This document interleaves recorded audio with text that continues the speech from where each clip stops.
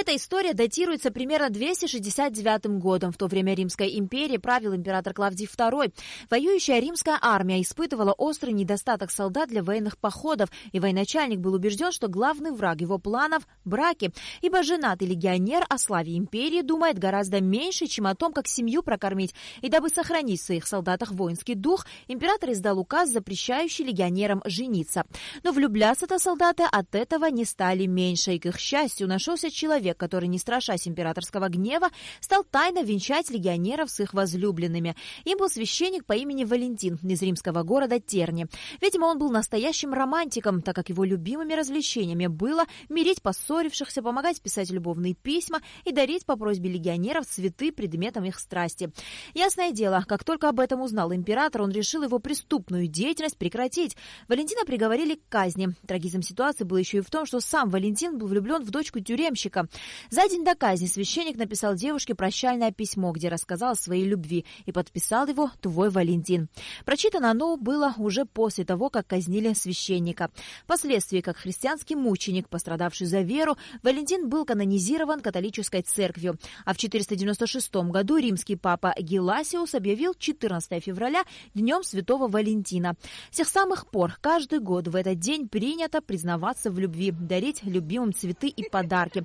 Этот европейский праздник прижился и в Абхазии. Несмотря на кавказский весьма сдержанный менталитет, местные юноши считают правильным в этот день сделать приятное любимой девушке. Я открываю дверь утром, и вот такой вот огромный сюрприз. Я так обрадовалась. Я честно не знаю, кто мне это подарил. Даже записки нет, ничего нет абсолютно.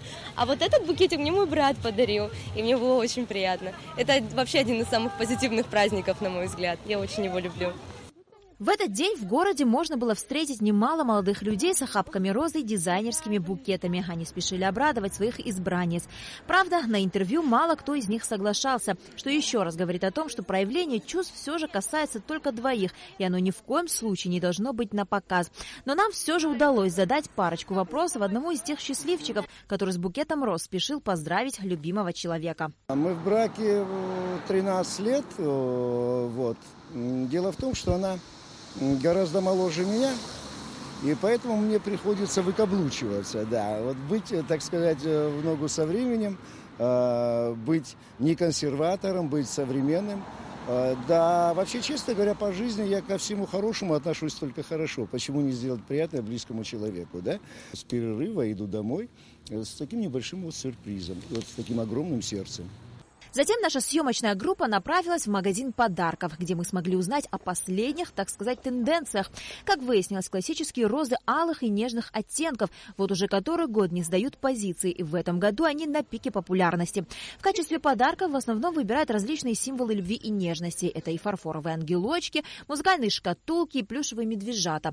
По словам реализатора Ольги, в этом году покупателей очень много. Все больше людей в этот особенный день стараются сделать друг другу приятное. К нам сегодня в честь праздника зашли очень много молодых людей, которые хотят поздравить своих девушек. Очень много берут цветов, коробки, букеты берут.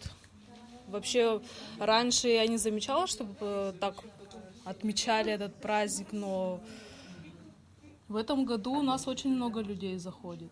День Святого Валентина – это, безусловно, замечательный повод еще раз напомнить своей второй половинке о любви и верности. Однако, чтобы сделать приятное дорогому сердцу человеку, повод вовсе и не нужен. Не стоит забывать об этом. Цените и берегите друг друга все 365 дней в году.